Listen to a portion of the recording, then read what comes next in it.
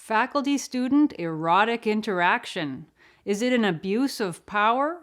Two recent sexual harassment scandals on university campuses raise the question of who gets hurt when feelings override professorial dignity. That's my subject on today's Fiamengo File. I'm Janice Fiamengo of the University of Ottawa. Two stories of sexual harassment, one on a Canadian and the other on an American university campus, are not dissimilar. At Brock University in southern Ontario, amid now familiar claims of rape culture and administrative cover-up, students are protesting the university's handling of the case of a professor found to have made sexual advances to a female student. According to a report by the CBC, Professor David Schimmelpenninck van der Ooy, quote, gave the student alcohol and, quote, tried to force himself on her sexually after they met in his office late at night.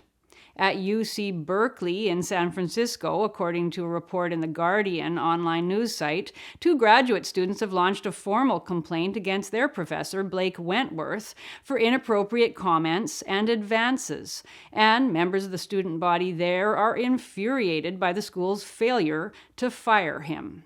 According to the report, Berkeley's Professor Wentworth harassed the two women by, among other things, calling one of the students a, quote, poor little lamb, and standing close to her. He apparently spoke of his failing marriage and a night with a stripper to the other. One of the students was so devastated by his admission, I'm so attracted to you, that she can now, many months later, barely get out of bed. The stories follow such a standard pattern that you hardly need me to give you the particulars to know the basic narrative. There's a man, of course, alleged to have used his power to take advantage of vulnerable students. There are the female students traumatized by his advances, literally made ill by the professor's lust. There's a small to medium-sized mob of students nearly apoplectic with outrage and an apologetic university administration running scared. These are the times we live in. My university, like most, has a sexual harassment policy that condemns faculty-student relationships. Policy 67 at the U of Ottawa says that because, quote, romantic or sexual relationships between faculty members and students are ones in which a power differential may exist, the university therefore strongly disapproves of them and, quote, expects members of its community to refrain from engaging in them, end quote. It's an interesting formulation, not an outright prohibition, but a statement of disapproval. It seems the university doesn't really want to be in the business of prying into and punishing consensual love affairs, though some universities do. But the university wants to protect itself if a student comes forward with a complaint, as students are increasingly apt to do. Now, it wasn't always like this. Even within living memory, professors and students were commonly involved with one another romantically and or sexually. They partied together, drank together, smoked pot together, slept together, and even married together. When I started university in the early 1980s, those days were mostly over, but some vestiges remained.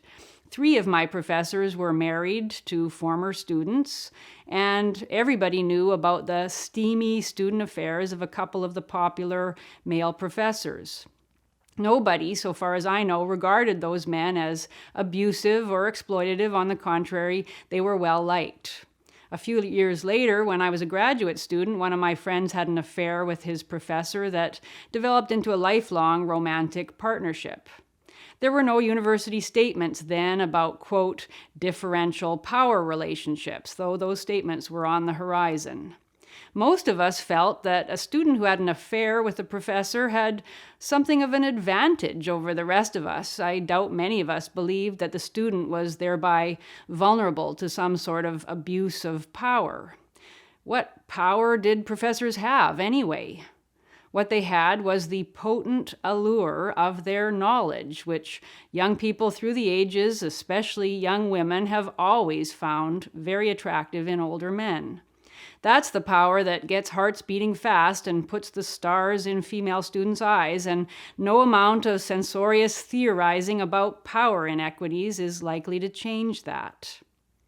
Professor Laura Kipnis of Northwestern University made some of these same points in her splendid essay, Sexual Paranoia Strikes Academe, an essay published in the Chronicle of Higher Education.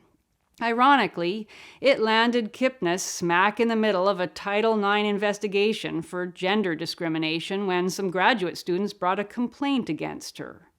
Kipnis had argued that the whole idea of the, quote, all-powerful professor, end quote, taking advantage of his vulnerable female students was a mythical invention of a feminism that, in her words, had been, quote, hijacked by melodrama, end quote. All the expressions of shock and horror and outrage and debilitating fear were simply hard to believe. For Kipnis, feminism had been originally about independence and freedom for women, and she was dismayed by all the new prohibitions on faculty-student relationships because they seemed to be increasing rather than decreasing female students' sense of vulnerability and producing a neurotic and childlike female population. I agree with much of Kipnis's analysis, though ultimately I see the behavior of the female students in these scenarios in a rather darker light than Kipnis, who seems to take the women at their traumatized and trembling word. I'm more skeptical. When The Guardian reports that one of Professor Wentworth's alleged victims, a 28-year-old Latina, broke down crying during her interview and claimed that, quote, this place isn't made for people that look like us, end quote, I see not a devastated child, but a conscious actor mobilizing a pre-scripted power play to destroy a man's life. Though indeed sexual harassment legislation may in some sense have weakened female students, it has also provided them with a nearly fail-safe means to exploit public sympathy and to make dramatic charges and exorbitant demands. Why do we keep on pretending that these adult students, some of them well past the age of majority, are helpless waifs? Let's look at what we know about the Brock University case. Despite the quaint language in the CBC report about the professor giving alcohol to the student and trying to force himself on her, the fact is that the student must have gone of her own accord to his office at night and accepted the alcohol he offered. Why did she go, if not out of some kind of sexual or romantic interest? Are we really to believe that she was so paralyzed by timorous compliance that she couldn't resist his invitations?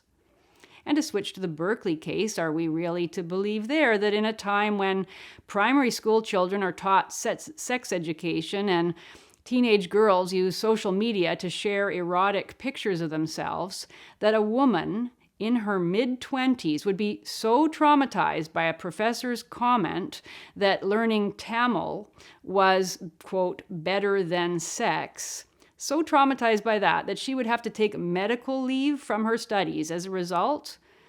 I'm sorry, it's just ridiculous.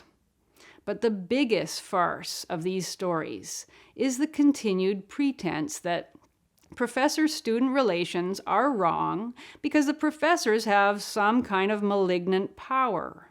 What power?